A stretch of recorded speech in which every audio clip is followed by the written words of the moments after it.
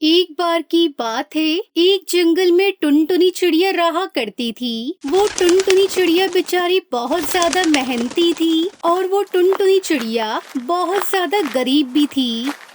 चलो आज बाहर से जाकर थोड़ा खाने के लिए कुछ ले आती हूँ। मेरे घर में तो एक भी दाना खाने का नहीं बचा है। खाना नहीं खाऊंगी तो बीमार हो जाऊंगी। चलो पहले खाना लेने चलती हूँ।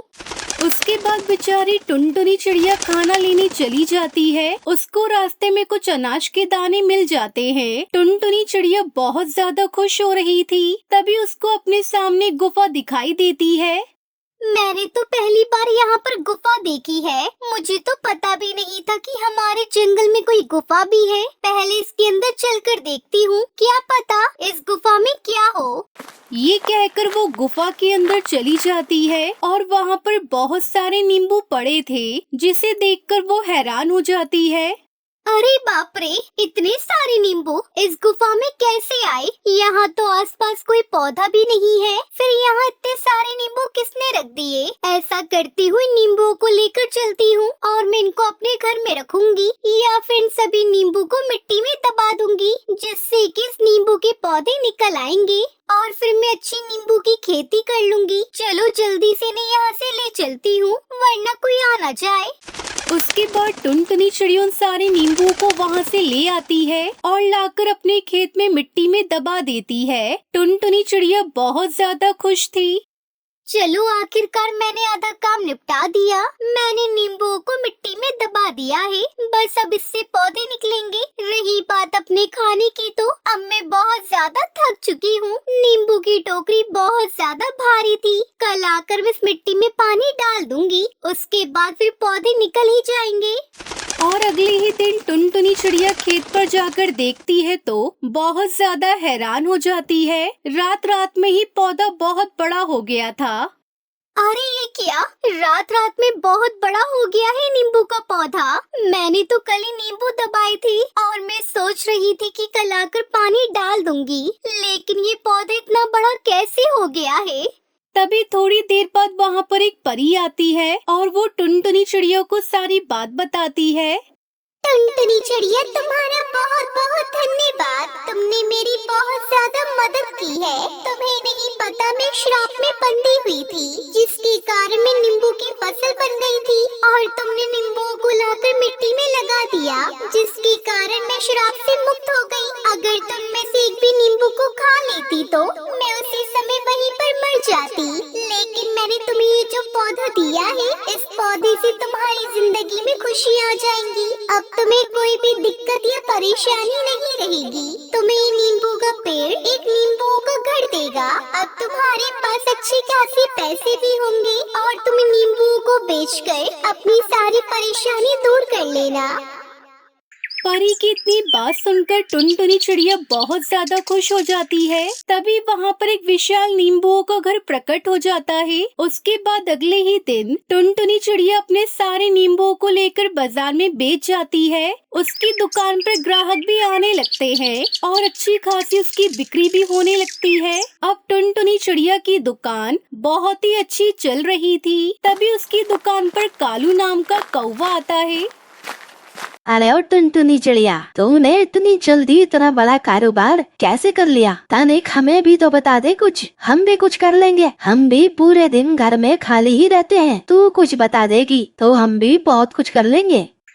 उसके बाद टुनटुनी चिड़िया अपनी सारी कहानी उस कालू कौवे को बताने लगती है। टुनटुनी चिड़िया की बात सुनकर कालू के मन में भी लालच आता है। टुनटुनी, मुझे जरा कुछ जरूरी काम याद आ गया है। मैं अभी तुम्हारे पास थोड़ी देर में आता हूँ। इतना कहकर कालू कौवा वहाँ से सीधा अपने घर आता है।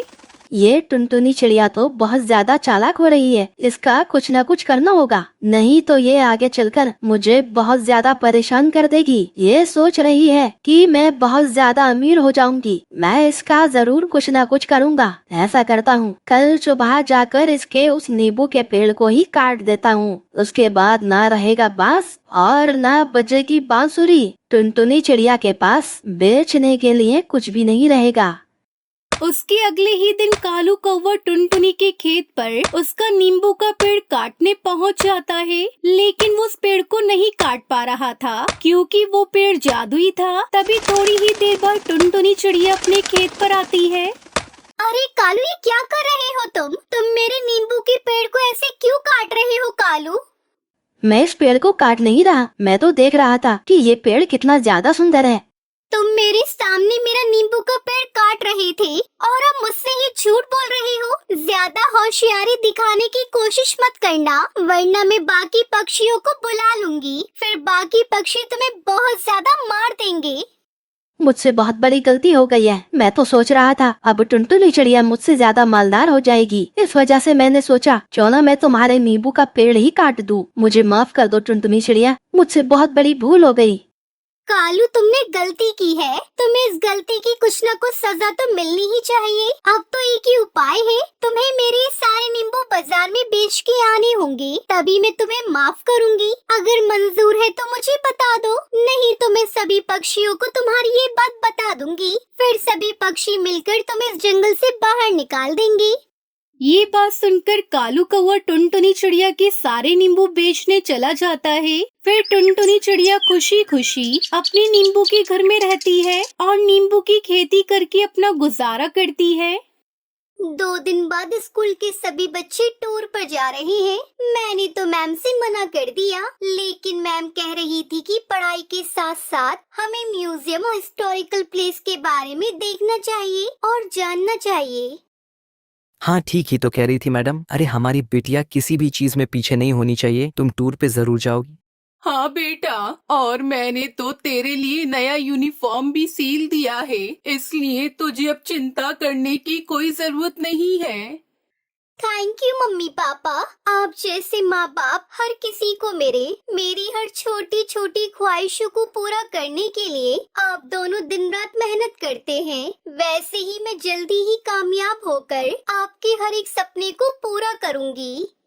टुनटुनी मिडिल क्लास फैमिली से थी। उसके पापा कुली थे और उनको दूसरों का बोझ उठाने का जो भी काम मिलता वो करते और उससे पैसे मिलते थे, वो उसी से अपना घर चलाते थे। वो लोग वही स्टेशन के पास किराए का घर लेकर रहते थे।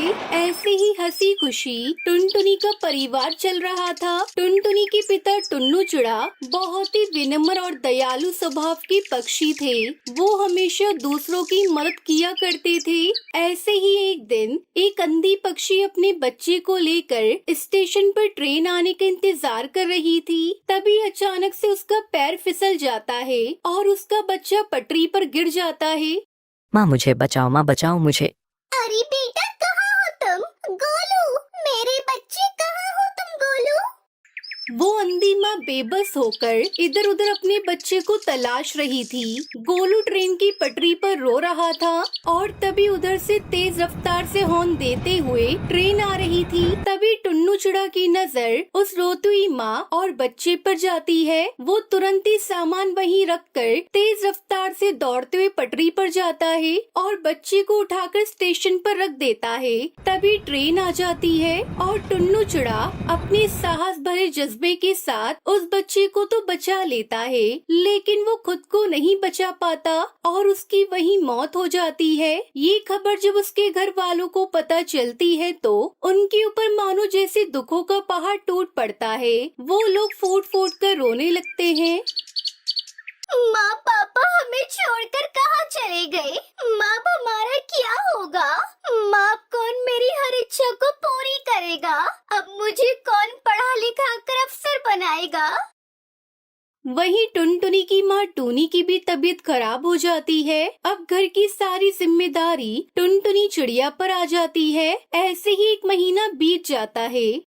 माँ, मैंने दाल और रोटी बनाई है, चलो माँ थोड़ा सा खाना खा लो। तुम खा लो बेटी, मुझे भूख नहीं है। माँ, अगर आप नहीं खाओगी तो फिर मैं भी नहीं खाऊंगी। थोड़ा सा खा लो ना माँ। आपको इस तरह देखकर पापा को भी अच्छा नहीं लग रहा होगा। प्लीज माँ, खा लो।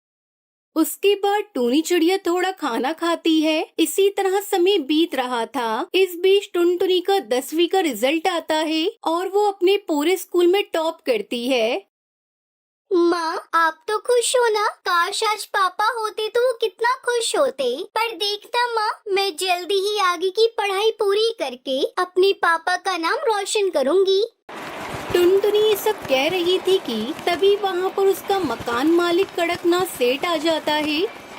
देख टुनटुनी, अब तुम दोनों अपने रहने के लिए कोई दूसरा ठिकाना ढूंढ लो, क्योंकि यह घर मैंने किसी और को किराए पर दे दिया है। मालिक, घर देने से पहले एक बार आप हमसे पूछ तो लेते। यह मेरा घर है और इस घर में किसे रखना है यह मुझे तुमसे पूछने की जरूरत नहीं है। तुम्हारा पति एक अच्छा पक्षी था, इसलिए मैं अभी तक चुप था, लेकिन अब और नहीं। अब तुम दोनों माँ बेटी ये घर खाली कर दो। उसके बाद दोनों माँ बेटी रोते हुए घर से निकल जाती है। माँ अब हम कहाँ जाएंगे माँ? जहाँ भी किस्मत ले जाए बेटी, चल बेटी मेरे साथ चल। उसके बाद दोनों माँ बेटी घर की तलाश में निकल पड़ते हैं, लेकिन उन्हें कहीं कोई घर नहीं मिलता। वो दोनों एक सुनसान सड़क पर बस चले जा रही थीं। तभी एक तेज रफ्तार गाड़ी आती है और टूनी चिड़िया को टक्कर मारकर चली जाती है। माँ ये आपको क्या हुआ माँ? अरे कोई है तो मेरी मदद करो। अरे कोई है। सुनसान सड़क पर उसकी मदद करने वाला कोई नहीं था। तभी उसे वहाँ एक बस दिखाई देती है और टुनटुनी चिड़िया जैसे तैसे करके अपनी माँ को बस में बिठाकर उसे चलाते हुए हॉस्पिटल ले जाती है। देखिए चिड़िया, तुम्हारी माँ के सिर से काफी खून बह गया है, हमें ऑपरेशन करना होगा। तुम जल्दी से 1 लाख रुपए जमा करवा दो। डॉक्टर साहब आप ऑपरेशन की तैयारी करिए, मैं अभी पैसे लेकर आती हूँ। टुनटुनी उसी बस में बैठकर रो रही थी। हे भगवान, पापा को तो पहले ही मैं खो चुकी हूँ। अगर माँ को कुछ हुआ तो मैं नहीं जी पाऊंगी। मुझे हर हाल में मेरी माँ की जान बचानी है, लेकिन मैं इतने सारे पैसे कहाँ से लेकर आऊंगी? तभी उस बस में से आवाज आती है। परेशान मत हो टुनटुनी चिड़िया, मैं परी लोक से आई हुई हूँ। मैं जादुई बस हूँ और तुम्हारे परिवार वालों की अच्छाई को देखते हुए ही रानी परी ने मुझे तुम्हारी मदद के लिए भेजा है। आज से तुम्हें घबराने की कोई जरूरत नहीं है। ये लो, ये पूरे 1 लाख रुपए हैं।